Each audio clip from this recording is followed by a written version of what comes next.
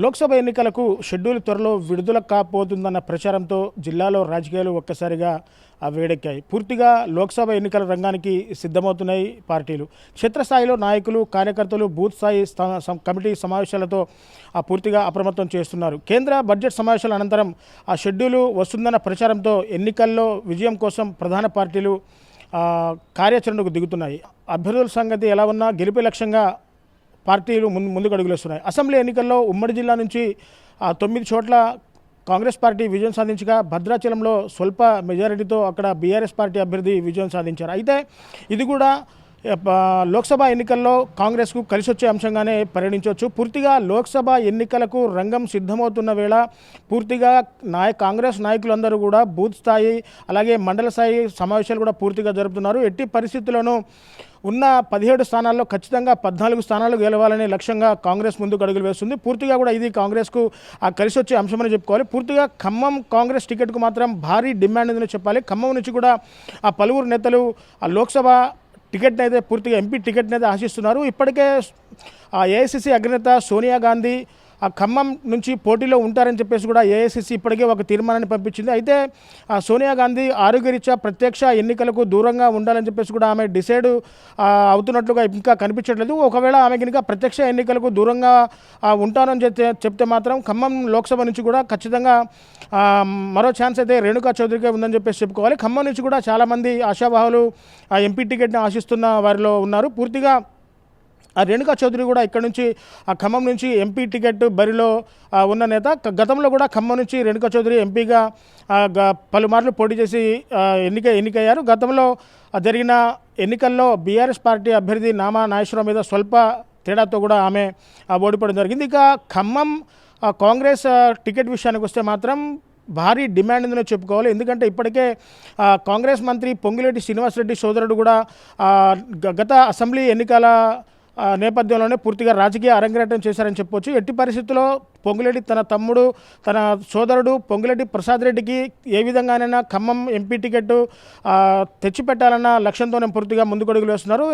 గతంలో అసెంబ్లీ ఎన్నికల్లో కూడా పొంగులేటి సోదరుడు ప్రసాద్ రెడ్డి పూర్తిగా గతంలో ఆయన రాఘవ కన్స్ట్రక్షన్ పనులు పూర్తిగా చూసుకున్నారు. కానీ అసెంబ్లీ ఎన్నికల నుంచి కూడా పూర్తిగా రాజకీయ అరంగేట్రం చేసి పాలేరు నియోజకవర్గంలో పూర్తిగా ఆ పార్టీ క్యాడర్ని కలవడం వంటి ఆ సందర్భాలు పార్టీలో ఉన్న పూర్తిగా పరిచయాలు కూడా ఆయన ఏర్పాటు చేసుకున్నారు. ఇక మరో విషయానికి వస్తే డిప్యూటీ సీఎం మల్లు భట్టి విక్రమార్క ఆ సతీమణి మల్లు నందిని కూడా ఎంపీ రేసులో ఉన్నట్లు కూడా పూర్తిగా ఇప్పటికే సమాచారం తెలుస్తూ ఉంది. ఇక ఆ గతంలో అసెంబ్లీ ఎన్నికల నుంచి టికెట్ ఆశించి భంగపడ్డ నాయకులు పోట్ల నాగేశ్వరరావు కావచ్చు, అలాగే పాలేరు నియోజకవర్గం సంబంధించిన నాయకుడు రాయల నాగేశ్వరరావు కావచ్చు, వీళ్ళంతా ఆశావాహులు కూడా వారి టికెట్లు వాళ్ళు తెప్పించుకునేందుకు కూడా ఇప్పటికే వాళ్ళు పలు ఆశావాహులంతా కూడా వాళ్ళకున్న డిమాండ్ మేరకు వాళ్ళు అవకాశాలు కూడా పూర్తిగా వినియోగించుకుంటున్న పరిస్థితి అయితే కనబడుతుంది. ఇంకా మొత్తంగా చూసుకోవాలంటే ఖమ్మంలో ఉన్న ఆటోమొబైల్ వ్యాపారవేత్త వివిసి రాజా కూడా తనకు ఎంపీ టికెట్ కావాలంటూ కూడా ఒకసారి పట్టుబడుతున్న పరిస్థితి అయితే కనబడుతుంది. దీంతో పూర్తిగా ఖమ్మం ఎంపీ హాట్ సీట్గా అయితే మారిపోయింది. ఎలాగైనా ఇటు ఖమ్మం ఎంపీ సీట్ను దక్కించుకోవాలి, అలాగే పూర్తిగా తెలంగాణ రాష్ట్రంలో ఉన్న 17 స్థానాల్లో ఖచ్చితంగా 14 స్థానాలు గెలిచి మెజారిటీ స్థానాలు కైవసం చేసుకోవాలని కాంగ్రెస్ భావిస్తుంది. అటు బీఆర్ఎస్ పార్టీ కూడా ఇప్పటికే ఎంపీ ఎలక్షన్ల మీద పూర్తిగా ఫోకస్ పెట్టింది.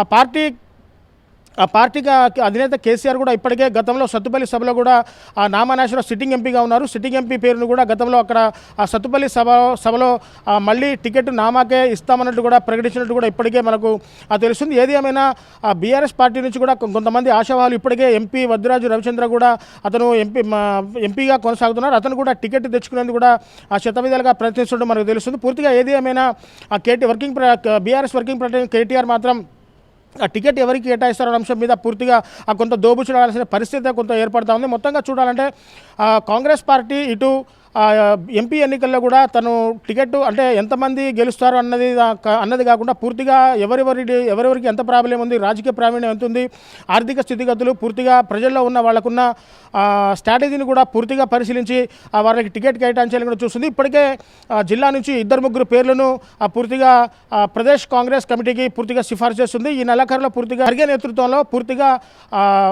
ఒక మీటింగ్ లాంటిది ఏర్పాటు చేసుకొని కార్యకర్తలతో మీటింగ్ ఏర్పాటు చేసుకొని పూర్తిగా ఇద్దరు ముగ్గురు పేర్లు అయితే ప్రతిపాదించారు. ఇద్దరు ముగ్గురు పేర్ల నుంచి కూడా ఒకరి పేరుని ఖరారు చేసే అవకాశం కూడా ఉంటుంది. పూర్తిగా ఇటు బీజేపీ పార్టీ కూడా తను ఖమ్మం ఎంపీ స్థానానికి చాలామంది పోటీ పడుతున్నట్టు తెలుస్తుంది. ఇటు పొంగులేటి సుధాకర్ రెడ్డి కావచ్చు, అలాగే కిసాన్ మోర్చా అధ్యక్షుడు శ్రీధర్ రెడ్డి కావచ్చు, బీజేపీ ఖమ్మం జిల్లా ప్రెసిడెంట్ గల్లా సత్యనారాయణ కావచ్చు, అలాగే గతంలో పనిచేసిన దేవకి వాసుదేవరావు కావచ్చు, వీళ్ళు కూడా పూర్తిగా ఖమ్మం ఎంపీ టికెట్ కోసం ఆశిస్తున్నారని చెప్పుకోవాలి. అయితే బీజేపీ ఆశావాహుల్లో కూడా మరికొంతమంది కూడా బీజేపీ టికెట్ అనేది ఆశిస్తున్నారు. ఇక వామపక్ష పార్టీల విషయాలకు వస్తే సిపిఐ కనుక గతంలో అసెంబ్లీ ఎన్నికల్లో కాంగ్రెస్తో పాటు పొత్తులో పోటీ చేసింది. ఇక సిపిఐ నుంచి కూడా ఎవరు ఉంటారన్న సమాచారం ఇంకా పూర్తిగా తెలియరాలేదు. ఇక సిపిఎం అయితే ఇప్పటి వరకు సైలెంట్గా ఉంది. ఎంపీ ఎన్నికల మీద సిపిఎం ఇప్పటికీ ఎటువంటి స్పష్టమైన వ్యాఖ్యలు కూడా పూర్తిగా చేయని పరిస్థితి అయితే పూర్తిగా కనబడుతుంది. ఇక టీడీపీ పార్టీ మాత్రం గత అసెంబ్లీ ఎన్నికల్లో కాంగ్రెస్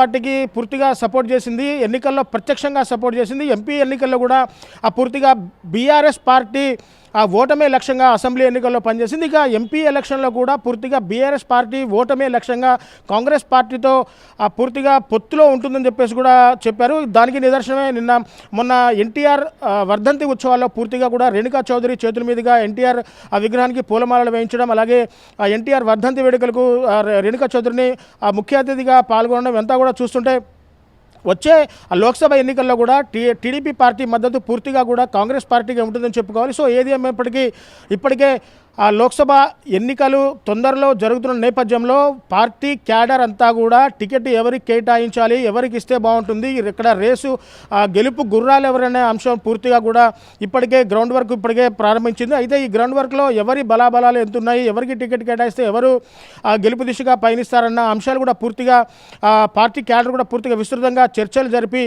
ఎవరైతే గెలుస్తారో, ఖచ్చితంగా నిలబడితే ఎవరైతే గెలుస్తారో వారికి టికెట్ కేటాయించే అంశం దిశగా ఆయా పార్టీలు అడుగు వస్తాయి. కాంగ్రెస్ పార్టీ కావచ్చు, అలాగే బీఆర్ఎస్ పార్టీ కావచ్చు, బీజేపీ పార్టీ కావచ్చు, మరో ఇతర పార్టీ కావచ్చు, వాళ్ళు గెలిపే లక్ష్యంగా దూసుకుపోతున్న పరిస్థితి పూర్తిగా కనబడుతుంది. ఇంకా వేచి చూడాలి ఆ లోక్సభ నోటిఫికేషన్ వచ్చిన తర్వాత అసలు పార్టీ ఏ అభ్యర్థికి టికెట్ కేటాయిస్తున్న అంశాన్ని పూర్తిగా వేచి చూడాల్సిన పరిస్థితి కనబడుతుంది. ఇది కెమెరా పర్సన్ నాగేంద్రబాబుతో నేను మీ దేవేందర్, RTV ఖమ్మం నుంచి. మరిన్ని వీడియోస్ కోసం ఛానల్ ని సబ్స్క్రైబ్ చేయండి, లేటెస్ట్ అప్డేట్స్ కోసం వాట్సాప్ ఛానల్ ని ఫాలో చేయండి అండ్ లింక్ డిస్క్రిప్షన్ లో ఉంది.